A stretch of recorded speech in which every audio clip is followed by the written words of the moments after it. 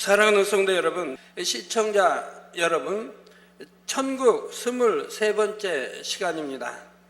지난 시간에는 낙원의 환경과 낙원에 들어간 영혼들의 생활에 대해 대략적으로 말씀드렸습니다.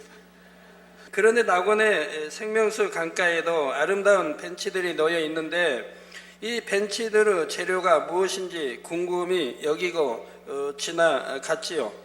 예전에 새 예루살렘의 생명수 강가에 있는 벤치들은 황금 보석으로 되어 있다 했는데 낙원의 벤치들도 황금 보석으로 되어 있는지 아니면 어떤 다른 재료로 만들어졌는지 아버지 하나님께서 이에 대해 알려주셨습니다.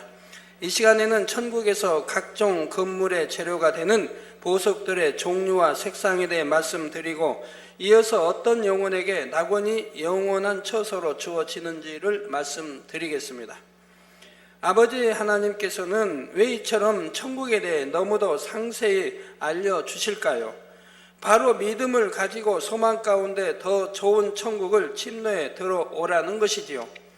그러므로 모든 성도님들은 오늘 말씀을 통해서 더욱 천국의 소망을 갖게 되시며 선과 사랑이 가득한 보석보다 아름다운 마음으로 일궈 가시기를 주님의 이름으로 축원합니다. 사랑하는 성도 여러분, 새 예루살렘의 생명수 강가에 놓인 벤치는 황금 바탕 위에 각종 보석으로 꾸며졌는데 낙원의 생명수 강가에 놓인 벤치는 무엇으로 만들어져 있을까요? 낙원의 벤치는 이 땅에 대리석 같은 보석을 깎아 만들어 놓았습니다.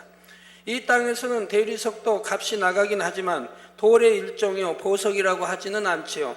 그런데 천국에는 돌이나 흙이나 시멘트나 나무 같은 재료가 없고 오직 금, 은, 보석만을 재료로 이용합니다.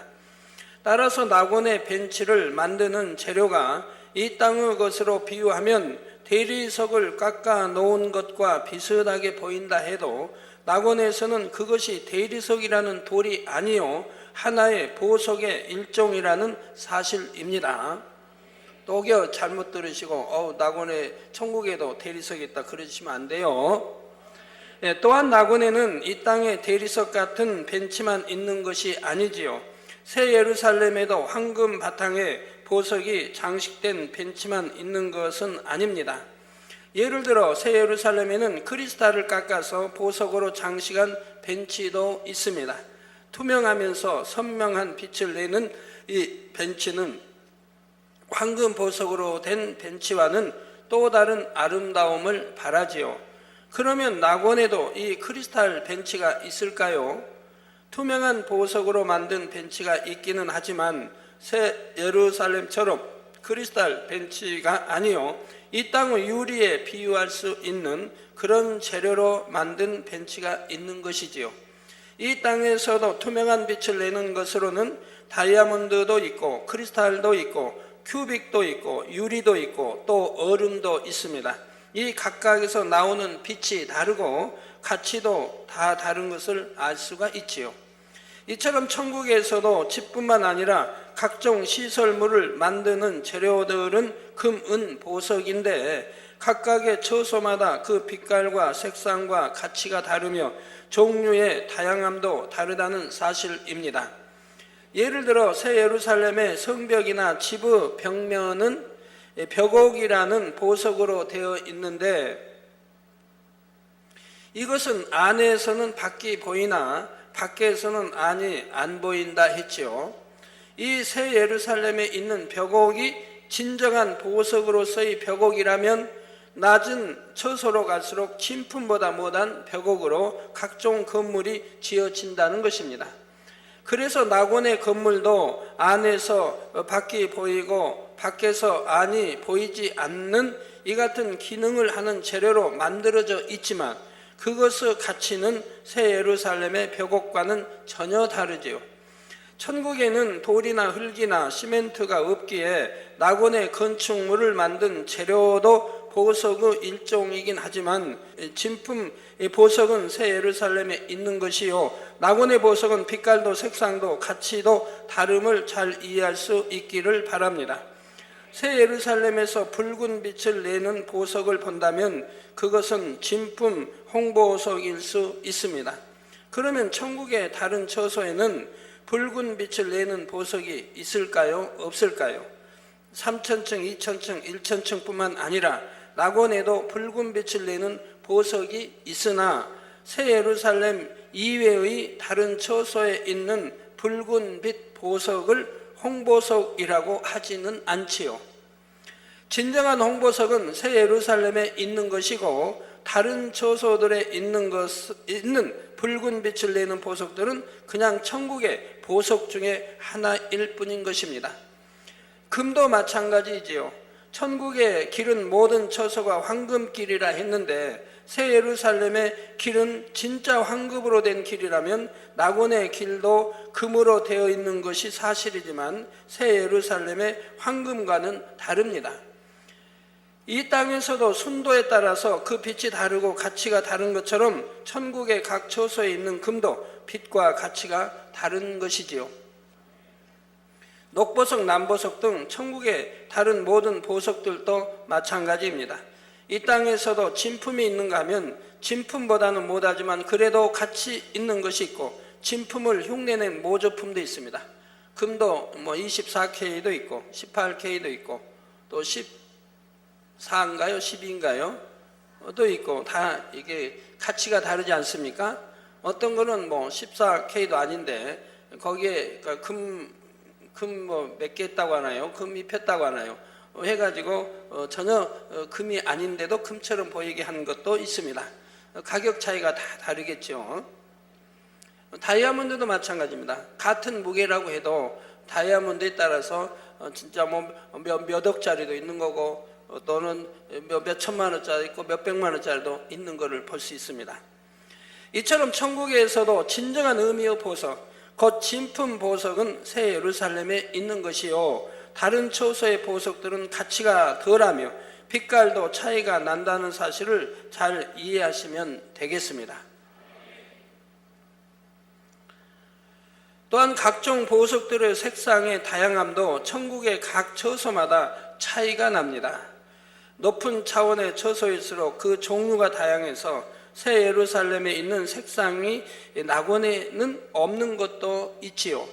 예를 들어 붉은 빛이라 해도 빨간색에 가까운 붉은 빛도 있고 주황색에 가까운 붉은 빛도 있으며 분홍색에 가까운 붉은 빛도 있을 수 있습니다. 그 밖에도 색의 농도에 따라서 진하게 또는 엷게 얼마든지 다양한 붉은 빛이 있을 수 있지요.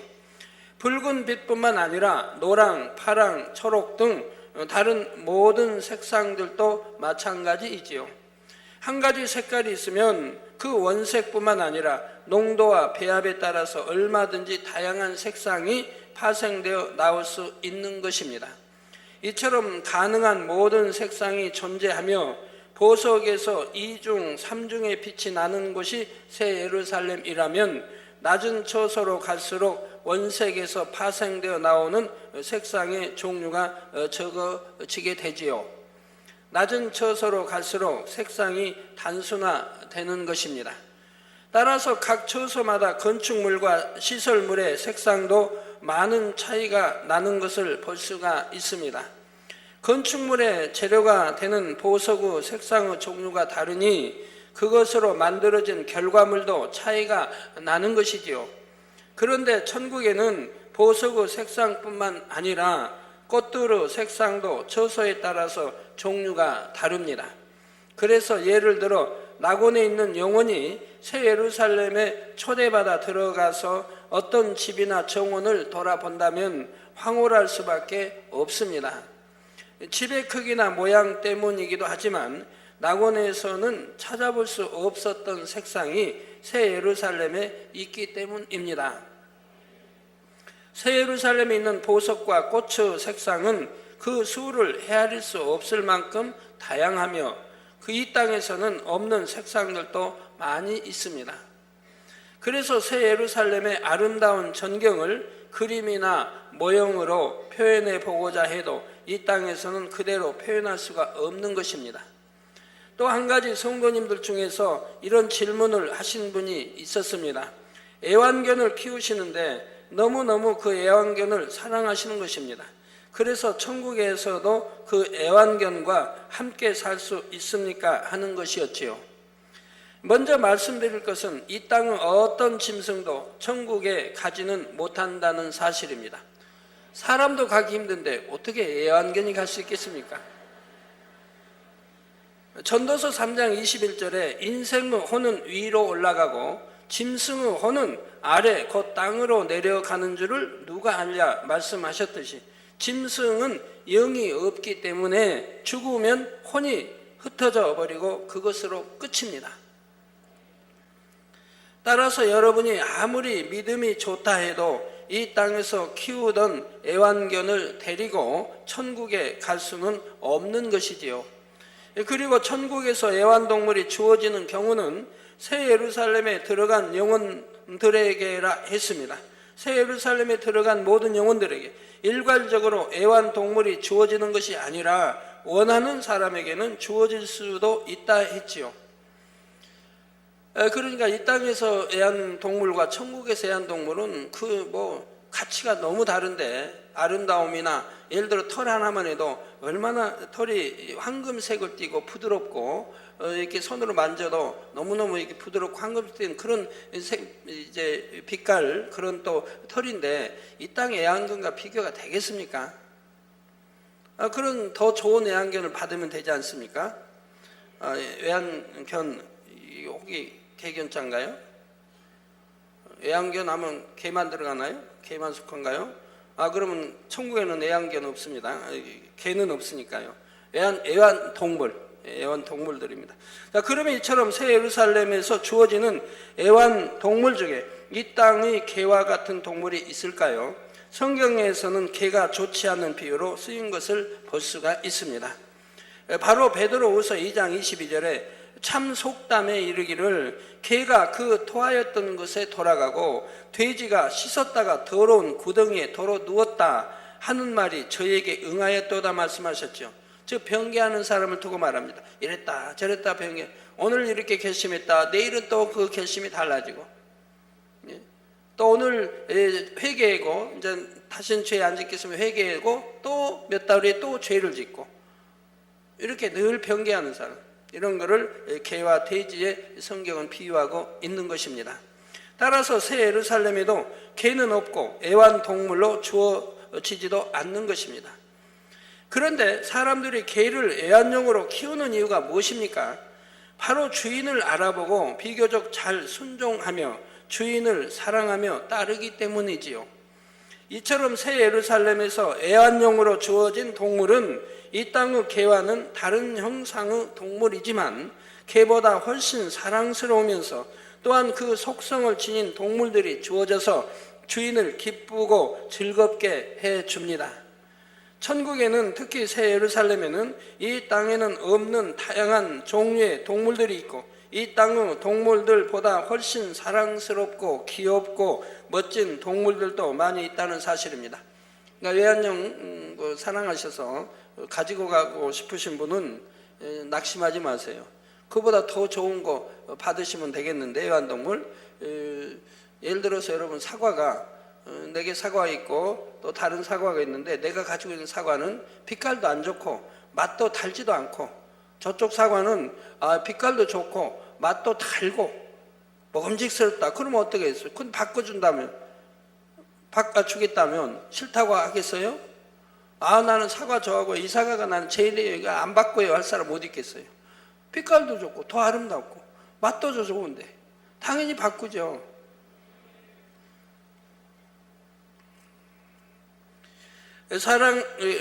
그래서 이런 애완동물을 갖고 싶으시면 반드시 새 예루살렘에 들어가셔야 됩니다. 그러면 여러분 받으실 수 있다 이 말입니다. 사랑하는 성도 여러분, 이제부터는 과연 어떠한 영혼들에게 낙원이 영원한 처소로 주어지는지에 대해 말씀드리겠습니다.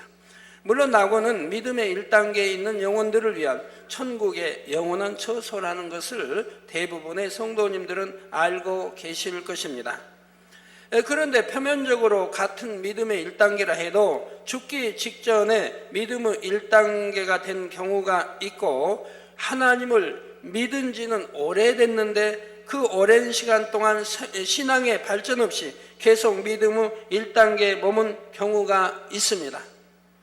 어떤 사람은 믿음의 3단계였는데 믿음의 1단계로 떨어진 사람도 있고요. 또 다른 한 경우가 있는데 그것은 믿음의 2단계, 3단계였던 사람이 시험에 들어 믿음의 1단계로 떨어진 경우이지요. 시험에 들어서 죄를 지었는데 그 죄가 사망에 이른 죄를 지었다가 용서받았다고 하면, 철저히 통해 잡아가고 용서받았다고 하면, 그러고 그 영혼이 그때 불림받았다고 하면 바로 믿음의 1단계로 떨어졌기 때문에 낙원에 갈 수밖에 없는 거죠. 그리고 성령 회방, 모독, 거역이나 현저한 육체의 일과 같은 사함받지 못할 죄를 지어 구원받을 수 없었으나 하나님의 아주 특별한 용서와 긍휼하심을 입어 가까스로 구원의 문턱에 이른 경우도 있습니다. 대략 이런 경우에 해당하는 영혼들을 위한 천국의 영원한 처소가 바로 낙원인 것입니다. 따라서 낙원이 가장 낮은 단계의 천국 처소이지만 낙원에 깃들어 있는 하나님의 사랑과 긍휼은 사실 다른 어느 처소 못지않게 크지요. 낙원에 들어가는 영혼들은 하나님을 믿지 않은 세월이 더 길었거나 하나님을 믿는다 하면서도 하나님을 사랑하는 어떠한 행함도 내보이지 않았습니다. 그런데도 하나님께서는 그들에게 무서운 지옥 형벌을 명쾌하시고 평안하고 행복한 천국이란 공간에 들이셔서 영원히 살게 해 주시는 것입니다. 단지 하나님을 알았고 예수 그리스도를 영접했다는 이유만으로 이처럼 놀라운 축복을 주셨으니 이 낙원의 영혼들에 대한 아버지 하나님의 사랑이 참으로 크시다는 것을 잘 알아야 하겠습니다. 낙원이 영원한 처소로 주어지는 경우는 첫째, 죽음 직전에 죄를 회개하고 주님을 영접함으로 구원받은 경우입니다. 바로 우리 예수님께서 십자가에 달리셨을 때 예수님의 좌우로 함께 십자가에 달렸던 강도들 중에 한 명이 이에 해당하지요. 누가복음 23장 39절에서 43절을 보면 달린 행악자 중 하나는 비방하여 가로되 내가 그리스도가 아니냐 너와 우리를 구원하라 하되 하나는 그 사람을 꾸짖어 가로되 내가 동일한 정죄를 받고서도 하나님을 두려워 아니하느냐. 우리는 우리의 행한 일에 상당한 보응을 받는 것이니 즉 자기의 죄를 인정하고 있습니다. 그래서 보응받는 것도 알고 있습니다. 보응을 받는 것이니 이에 당연하거든요. 자기가 이렇게 처벌받아 사형도 받아 십자가 처형받아 죽는다 한 것도 당연하다고 인정합니다. 당연하거니와 이 사람의 행한 것은 즉 우리 주님을 말씀하죠. 예수의 행한 것은 옳지 않은 것이 없느니라. 다 옳은 일 선한 일만 했다 이 말입니다. 하고 가로되 예수여 당신의 나라에 임하실 때 나를 생각하소서니 즉 천국도 믿고 있는 것입니다. 즉 마음 중심에서 회개하고 있지 않습니까? 겉으로만 하는 게 아니고 마음 중심에서 지금 회개를 하고 있다 이 말입니다. 주님을 지금 영접하고 있다 이 말입니다. 예수께서 이르시되 내가 진실로 내게 이르노니 오늘 내가 나와 함께 낙원에 있으리라 하셨습니다. 항상 여러분은 성경을 문자로 보시면 안 됩니다. 오늘 내가 나와 함께 낙원에 있다고 오늘 그래 운명하신 그날 낙원에 주님 가신 거 아니지 않습니까? 그래서 성경을 항상 그 문자로 보시면 안 돼요. 영적으로 해석을 하시고 알아야 됩니다. 이처럼 예수님께서 십자가상에서 운명하실 때 두 명의 강도가 예수님의 좌우편에 함께 못 박혔었지요. 이때 한편 강도는 예수님을 비방하였으나 다른 편 강도는 오히려 그를 꾸짖으며 자기 죄를 회개하고 예수님을 구세주로 영접했습니다. 지금 십자가 처형을 받고 얼마나 고통스럽겠어요. 많은 사람을 보는 앞에서. 그러면 그 입술에 고운 선한 말이 나올 리가 없지요. 이 강도는 그래도 선했고 주님을 인정했고 구원을 요청하고 있지 않습니까? 자기 죄를 인정하고. 그러니 당연히 구원받을 만한 믿음이 있지 않았습니까? 그러자 예수님께서는 회개한 한편 강도에게 오늘 내가 나와 함께 낙원에 있으리라 말씀하시며 구원받았다는 사실을 알려주셨지요. 우리 주님 앞에 10 문둥병자가 나왔는데 치료를 다 받았어요. 10명이. 그런데 9명은 떠나고 1명만 하나님께 영광을 돌렸어요. 주님 앞에 찾아왔어요. 주님이 뭐라고 하시나요? 9명은 구원 못 받았다고 말씀하죠. 즉 너는 구원 받았다 하고 말씀하지 않습니다. 내가 치료받았다고 해서 구원 받는 게 아닙니다. 주님을 떠나버리면 뭐예요? 교회를 떠나고 주님을 떠나고 진리를 떠나버리면 하나님과 아무 상관이 없죠. 내가 치료받았으면 그때부터는 내가 바른 신앙생활을 해 나가야 하는 것이죠. 그래야 더욱더욱 건강해지는 것이고 질병이 틈타지 않는 것인데, 이제 치료받을 때만 회개한다고 하고 막 찾아서 해놓고 이제 치료받고 나면은 하나님 멀리 교회도 멀리 이제 몇 달 후에 멀리 이래버리면 아무 하나님과 상관이 없지 않습니까? 구원과도 상관이 없지요. 자, 이 강도는 예수님을 구세주로 영접했을 뿐 죄악을 싸워버린 것도 아니고 하나님의 말씀대로 살아간 사람도 아니었습니다. 죽음 직전에 예수님을 구세주로 영접했으니 하나님의 말씀을 듣고 배우며 깨우쳐서 행할 수 있는 시간도 주어지지 않았던 것입니다. 이처럼 예수 그리스도를 영접했지만 하나님의 나라와 의를 위해서 수고한 것이 없는 사람에게 예비된 천국이 바로 낙원인 것입니다. 앞으로도 설명되어지겠습니다만, 예를 들어 믿음의 3단계 있고 열심히 충성도 했는데 어느 때가 사망이 이른 육체를 범했어요. 그러면 이제 믿음의 1단계 이하로 떨어졌죠. 사망이 이른 육체의 일인가 구원받지 못할 이제 믿음이 됐죠. 그런데 어찌하든 통에 잡아가고 회개해서 용서를 받아서 이제 구원받게 됐다고 합시다. 그러면 그리고 그때 이제 소천했다고 해봐요. 그러면 이제 낙원에 가게 됐죠. 구원받게 회개해서 용서 받았으니까. 그러면 이제 믿음의 1단계부터 다시 시작하는 것이 된다 이 말입니다. 상급도 없는 것이고 상급도 다 없어져 버리고. 그래서 이제 회개해서 용서받았다고 하면 그게 이제 믿음의 1단계, 바로 그때 이제 소천했다면 낙원에 가는 것이라 이 말입니다. 그러나 이제 육체를 행해서 이렇게 한 분도 다시 신앙생활을 소천하지 않고 신앙생활을 계속한다면 믿음의 1단계나 2단계보다는 이제 빠르게 들어갈 수가 있죠. 빨리 회복할 수가 있죠. 왜? 다 하니까, 진리를 알고 전에 행해봤으니까 다 하니까 신속하게 빨리 성결로 들어가고 이렇게 하면 빨리 믿음의 3단계를 회복할 수는 있죠. 그러면서 상급이 이제 계속 열심히 쌓아갈 것이고요. 자, 그렇다고 해서 만일 죽음 직전에 주님을 영접하기만 해도 구원받아 이 땅과 비교할 수 없이 아름답고 행복한 낙원에 들어갈 수 있으니 나도 그렇게 해야 되겠구나라고 생각한다면 이는 아주 잘못된 생각입니다.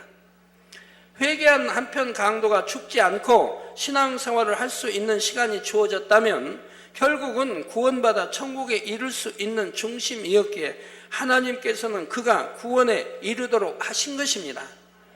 그러나 누구나 죽음 직전에 주님을 영접할 수 있는 것은 아니며 믿음이 그렇게 순식간에 주어지는 것도 아닙니다. 어떤 사람은 심장마비로 죽을 수도 있고, 그러면 회개할 시간도 안 주어지지 않습니까? 교통사고로 안 좋은 표현 좀 쓸게요. 즉사한다든가, 비행기 사고로 떨어져서 하여튼 죽는다든가, 이런 경우는 회개할 시간도 주어지지 않지 않습니까? 아니면 뇌출혈을 해서 이렇게 입원했는데 의식을 회복하지 못하고 그냥 그래서 또 오래 있다 사망일로 갈 수도 있고, 회개할 시간도 주어지지 않는 거죠. 뇌출혈 같은 경우는 또 의식이 돌아온다 해도 회개하기가 쉽지 않지 않습니까? 우리 성도들이라면 참 회개도 하시고 바로 해가지고 더 해서 보통실 옮기고 이렇게 퇴원도 잘 하십니다만, 세상에서는 그렇지 않습니다. 뇌출혈 쓰러지면 쉽지 않아요. 수술 받아도 쉽지 않고 완쾌돼서 퇴원한다는 건 참 쉽지 않은 일이에요. 또한 누가 언제 죽을지는 하나님 외에는 아무도 모른다는 사실입니다. 따라서 회개한 한편 강도처럼 죽음 직전에 구원받기는 쉽지 않음을 알아야 하겠습니다. 이처럼 부끄러운 구원을 받은 사람들은 대부분 믿음으로 행한 것이 아무것도 없지만 오직 예수 그리스도를 영접함으로 인해 아름다운 천국에서 영생 복락을 누리게 되었으니 이들은 낙원에 들어왔다는 사실만으로도 영원히 하나님께 감사하며 살아가게 됩니다. 낙원은 새 예루살렘과 너무나 큰 차이가 나지만 영원히 불꽃 속에서 고통받는 지옥에 떨어지지 않고 구원받았다는 사실만으로도 너무나 기쁘고 행복하게 여기는 것이지요. 혹 우리 성도님들의 가족 중에서도 이처럼 죽기 직전에 예수 그리스도를 영접하고 구원에 이르는 경우가 있는 것을 봅니다. 질병으로 인해 몸이 고통을 받고 의학으로도 소생할 가능성이 희박한 상황이 되면 심령이 매우 가난해져서 그제서야 복음을 받아들이고 회개하는 것이지요. 우리 많은 분들이 한 주에도 여러 명들이 이렇게 지금도 꾸준히 회개하러 옵니다만 이제 중한 병이 들었어요. 중한 병이. 이제 병원에서 어찌하지 못하는 중한 병들이 들었어요. 그러면 이제 그때서 심령이 가난해져서 회개하러 와요. 근데 회개하러 안 나오다가 이제 심령이 가난해지니까 어찌할 수 없으니까 회개한다고 나온다 이 말입니다. 그게 참 회개가 되겠어요? 아프기 전에 회개하러 나와야죠. 아이고 나는 하나님께 회개해가지고 전에 어떤 분이 제사함 이렇게 줘서 그때 회개가 다 된 줄 알았더니 그 뒤로 또 제발 이렇게 아프게 돼서 회개가 안 된 줄 알고 나왔다고 그래요.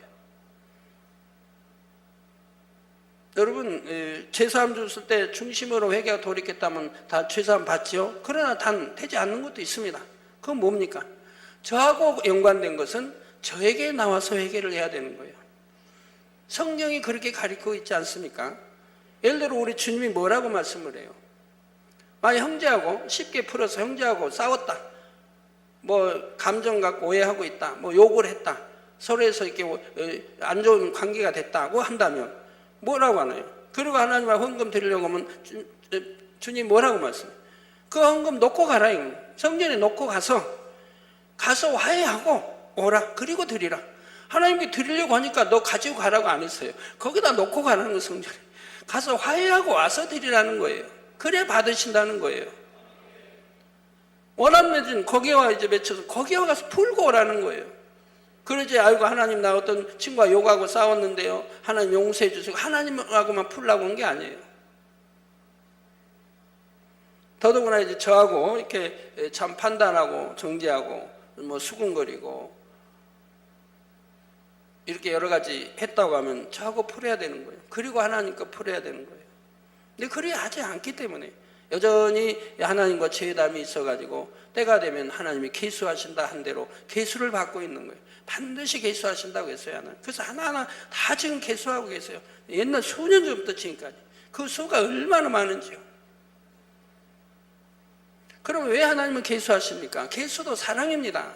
하나님이 계수하지 않으시면 회개가 되어 있지 않기 때문에 하나님과의 죄의담이 헐어지지 않아 있기 때문에 구원받을 수도 없다 이 말입니다. 이렇게 계수해서라도 회개할 기회를 하나님이 주신다 이 말입니다. 하나님과 쌓여진 구원받지 말아 담을 헐 수 있도록 하나님이 사랑으로 이렇게 역사하시는 것이라 이 말입니다.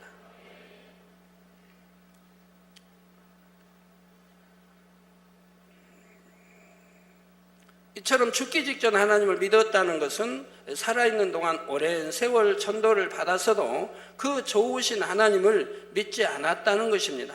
가족들이나 이웃이나 친구들을 통해 여러 번 전도를 받아서도 믿지 않았고 완강하게 거부하거나 오히려 핍박한 이들도 있지요. 그런데 질병 등으로 죽음 직전에 이르니 그제서야 심령이 가난해져서 자기 죄를 회개하고 복음을 받아들이는 것입니다. 만일 하나님께서 이런 사람들을 공의로만 대한다면 이들은 구원받을 조건에 심히도 미달되기에 추수 때 죽정이를 미련 없이 버리듯이 그냥 버릴 수 있습니다. 그러나 사랑과 긍휼의 하나님께서는 그런 사람들이 죽기 직전이라도 죄를 회개하고 예수 그리스도를 영접하는 것을 믿음으로 보시고 구원에 이르게 하신다는 사실입니다. 그런데 이런 경우가 많지는 않지만 혹여 그런 경우를 보면 그의 가족들이 그 영혼을 위해 지극한 사랑의 기도를 쌓았고 하나님 앞에 믿음의 심음도 있었던 것을 보지요.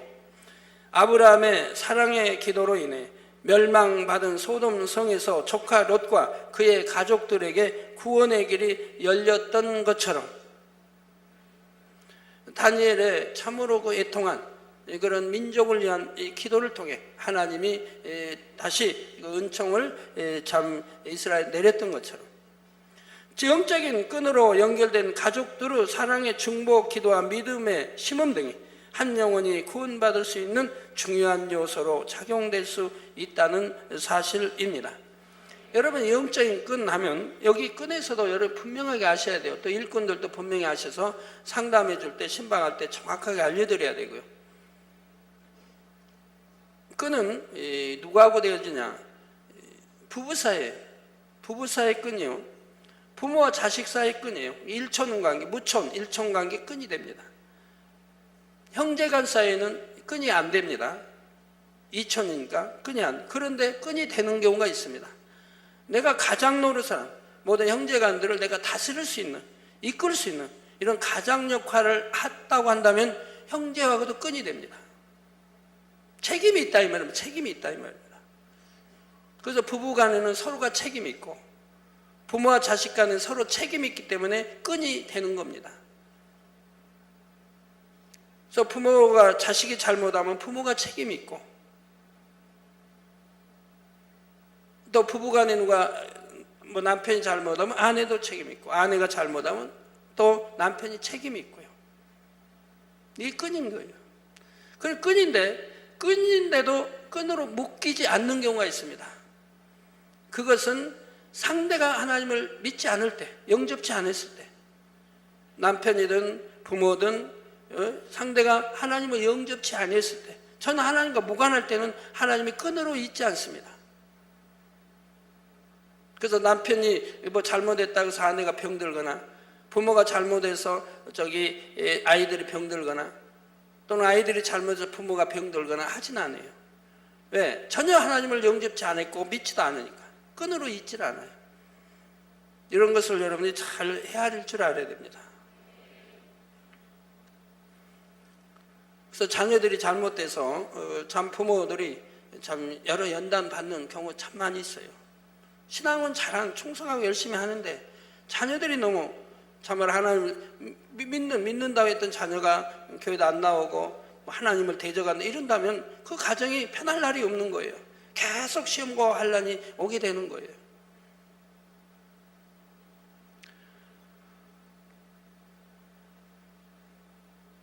또 이러한 영적인 원리는 앞으로도 계속해서 구원받는 다른 경우들에 적용될 수 있으므로 성도님들은 이 영적인 원리를 잘 기억해 두시기를 바랍니다.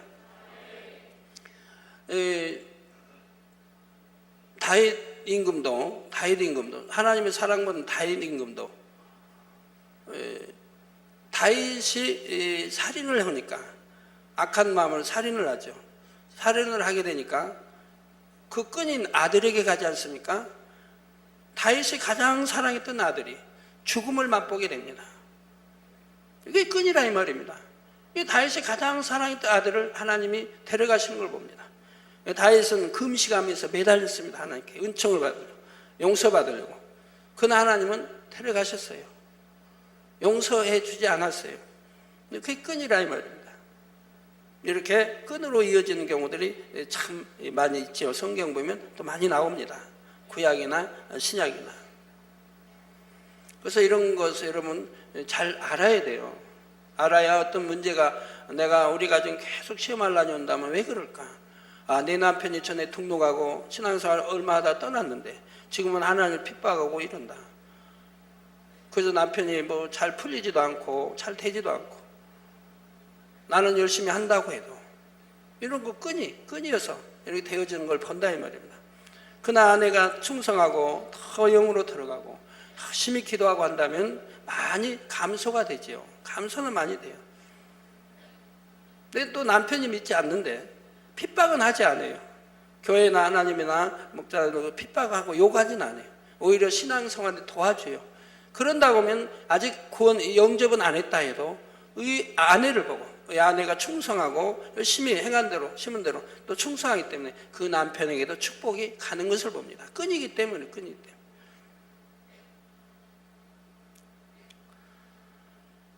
자, 그래서 영적인 끈으로 연결된 가족들의 사랑의 중보 기도와 믿음의 심음 등이 한 영혼이 구원받을 수 있는 중요한 요소로 작용될 수 있다는 사실입니다. 여러분, 정신 이상 또 이렇게 뭐 귀신 들린 것 같고 정신 이상 많은 분들이 치료받지 못하고 교회는 계속 다니는데 치료받지 못한 분들이 있지 않습니까? 왜 그래요?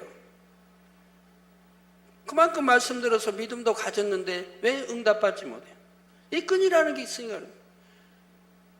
부모의 끈이 있고 다 이렇게 끈들이 있는데 그 부모들이 통해자고 회개하지 않아요. 그 자녀를 사랑한다면 어찌하든 하나님 잘 믿고 통해 잡아가고 기도로 매달릴 텐데 그러지 않는다 이 말. 끈인데도 그러지 않는, 사랑도 주지 않는다 이 말. 될 대로 되라시키라 이 말. 그러니까 응답을 못 받는다 이 말입니다. 그래서 이런 경우 저런 경우를 여러분들이 밝게 알면 큰 도움이 되죠, 신앙에. 이러한 영적인 원리는 앞으로도 계속해서 구원받는 다른 경우들에 적용될 수 있으므로 성도님들은 이 영적인 원리를 잘 기억해 두시기를 바랍니다. 결론을 말씀드립니다. 사랑하는 성도 여러분, 이 시간은 천국 각 처소의 보석의 차이와 장차 낙원이 영원한 처소로 주어지는 첫 번째 경우를 말씀드렸습니다. 즉 죽음 직전에 죄를 회개하고 예수 그리스도를 영접하여 구원받은 사람에게 낙원이 영원한 처소로 주어진다 했지요. 여러분, 참 죽음 직전에 이렇게 회개했다고 해도 그래도 선한 마음이니까 그나마 회개하지요. 어떤 사람 악한 마음은 죽음 직전에 심히 이제 이렇게 많이 심령이 가난해져 있을 거 아닙니까? 그런데도 전도해도 받아들이지 않는 경우 있어요. 심령은 좀 가난해서 거기는 끄덕끄덕 하는데 마음에서 받아들이지 않는 경우도 있는 거예요. 여러분께 죽음 전에 그냥 아멘하고 찬송하니까 아멘하고 따라 했다고 구원받았다고 그렇게 생각하시면 안 돼요. 구원받지 못한 경우도 얼마든지 있어요. 그래서 구원받은 영혼이라면 여러분들이 보시면 압니다. 믿음이 있는 분은 보시면 알아요. 구원받은 영혼은 그 시체도 살아있는 것처럼 보여요. 살아있는 것처럼 산 사람같이 보인다. 하루 이틀 3일 저기를 해도 입관 같은 거 해도 살아있는 사람처럼 보여요. 그리고 평안하게 눈을 감고요. 눈 뜨지 않아요. 평안하게 눈을 감아요. 구원받은 영혼들은. 왜? 구원받은 걸 아니까. 죽음 직전에 안다 이 말입니다. 천사를 보게 죽음 직전에는 영안이 열려요. 영이 나가야 되니까, 빠져나가야 되니까 열리는 거예요. 그러니까 천사를 보는 거예요. 자기를 지금 데리러 온 하얀 옷 입은 두 천사를 보게 돼요. 그러니까 자기가 구원받았다는 거 안다 이 말입니다. 구원받지 못한 사람은 얼굴에 두려움이 있어요. 그래서 두려워. 왜? 지옥사자를 보니까. 검은 옷에 만돌을 입고 모자 쓴 지옥사자를 보기 때문에 구원받지 못한 걸 알아요. 또 죽음 직전은 천국 지옥이 있다는 걸 알아요. 그때 구원받지 못한 사람은 평안하게 웃으면서 돌아갈 수가 없는 거예요. 그 죽음받아 알죠. 또 장례식에 가서 많이 알죠. 장례하는 날 많이 알게 되죠. 대부분 무지개로 하나님 역사하신 걸 봅니다. 무지개로 역사하신다 이 말. 우리 또 부모님은 믿고 돌아가셨는데 무지개도 장례 때 안 떴다. 그런다고 해서 구원 못 받아. 그런 뜻 아니에요. 다 경우가 있어요. 왜 무지개로 보여주시는 경우가 있고, 어떤 사람은 신앙생활 잘한 것 같은데 그런데 이제 소천했는데 무지개 안 뜨는 경우도 있어요. 왜? 그 믿음의 그 연륜과 믿음의 단계로는 정말 하나님을 기쁘시게 해드려야 되는데 그러지 못한, 하나님을 서운케 한, 그러나 구원은 받았다 이 말. 이런 경우는 또 무지개로 역사하지 않는 경우도 있고, 다 때에 맞춰서 하나님이 역사합니다. 이런 걸 여러분이 다 아시려고 하면 영의 공부를 참 많이 해야 되거든요. 그래도 단에서 이렇게 설명해 준 것만 다 명심하고 다 이렇게 이해하고 명심한다면 여러분도 엄청 많이 아시게 되는 거예요. 그래서 죽음 직전 죄를 회개하고 예수 그리스도를 영접하여 구원받은 사람에게 낙원이 영원한 처소로 주어진다 했습니다. 이들은 하나님을 위해 한 것이 아무것도 없지만 하나님의 크신 사랑과 긍휼로 인해 구원받았기에 천국에 가서도 하나님 앞에서 고개를 들지 못하고 구원해 주신 은혜에 세세토록 감사하며 살게 됩니다. 이제 다음 시간에는 낙원을 영원한 처소로 받는 두 번째 경우에 해당하는 사례들을 말씀드리도록 하겠습니다. 예로 등장하는 모든 경우들을 타산지석으로 삼아서 우리 모든 성도님들은 더욱 좋은 천국을 열심히 침노에 들어가실 수 있기를 주님의 이름으로 축원합니다.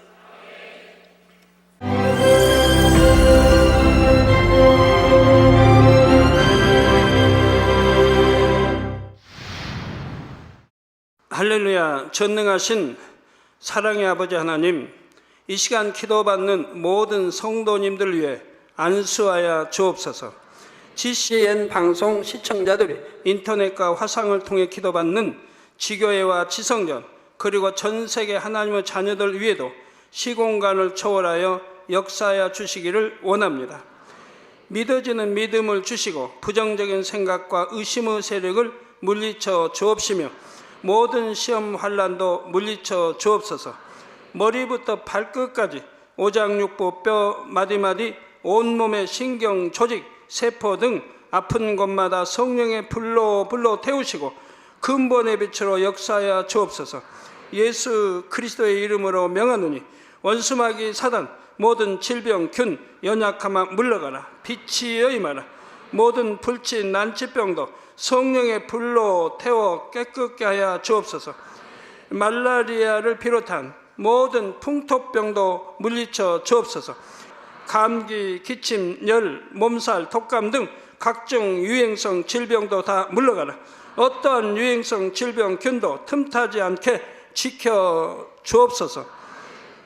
위암, 폐암, 간암, 유방암, 자궁암, 대장암, 피부암 등 각종 암과 에이즈, 백혈병, 뇌졸중, 고혈압, 저혈압, 심장병, 폐병, 위장병, 당뇨, 부인병, 피부병, 갑상선 질환과 모든 염증도 깨끗게 하여 주옵소서. 소아마비, 중풍, 관절염, 디스크도 온전케 하여 주옵소서. 요통, 두통, 신경통을 비롯한 모든 통증은 사라질지어다. 간질, 자폐증, 우울증, 조울증, 노이로제 등 모든 정신질환도 물러가라. 모든 마비된 것도 풀어지고 일어나 걷고 뛸지어다. 눈도 잘 보이게 하옵시고 귀도 잘 들리게 하여 주옵소서. 소경은 눈을 뜨고 기머거리는 들으며 벙어리는 말할지어다. 각종 사고 후유증도 깨끗게 하시고 부러진 뼈도 붙여 주옵소서. 화상 입은 것도 온전케 하옵시고 화기암 물러가라. 열도 물러가라. 아버지 흉터 나지 않게 역사해 주시기 원합니다. 마약을 비롯하여 각종 약물과 독극물 중독도 깨끗함을 입을지어다. 죽은 신경과 세포가 살아나며 죽은 자도 살아나게 하여 주옵소서. 잉태의 축복도 주시기를 원합니다. 잉태의 축복을 받으라. 예수 그리스도의 이름으로 명하노니 원수마귀 사단아 하늘 공중 곳에 잡은 악의 영들아 물러가라.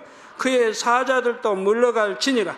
이 땅의 악한 영, 더러운 영, 거짓되고 간사한 영, 의간질하고 미혹하는 모든 어둠들은 물러가라.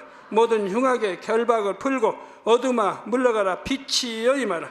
아버지 하나님, 부르짖어 기도할 수 있는 능력을 주시고 죄를 버리고 성결될 수 있는 능력을 주옵소서. 영원히 잘됨같이 범사에 잘되게 하시고 가정의 복음화도 이루어 주시기를 원합니다. 한 주간도 모든 사고와 재앙으로부터 지켜주시고 불통이 없는 형통한 삶을 살 수 있도록 축복해 주옵소서.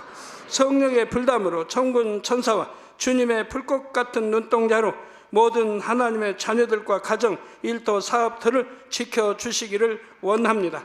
학생들에게 지혜와 명철을 더하시고 공부할 수 있는 뜨거운 마음과 열정도 더하여 주옵소서. 마음과 생각을 세상에 빼앗기지 않도록 지키시고 하나님을 뜨겁게 사랑하는 학생들로 축복하여 주옵소서. 하나님의 자녀들이 먹으나 마시나 입으나 무엇을 하든지 하나님 앞에 영광 돌리는 삶이 되게 축복하여 주시기를 원합니다. 나는 하나님을 만났노라, 체험했노라, 응답 받았노라, 축복 받았노라 간증하는 입술이 되게 역사하여 주옵소서. 아버지 하나님 감사합니다. 홀로 영광 받으옵소서. 우리 주 예수 그리스도의 이름으로 기도하옵나이다. 아멘.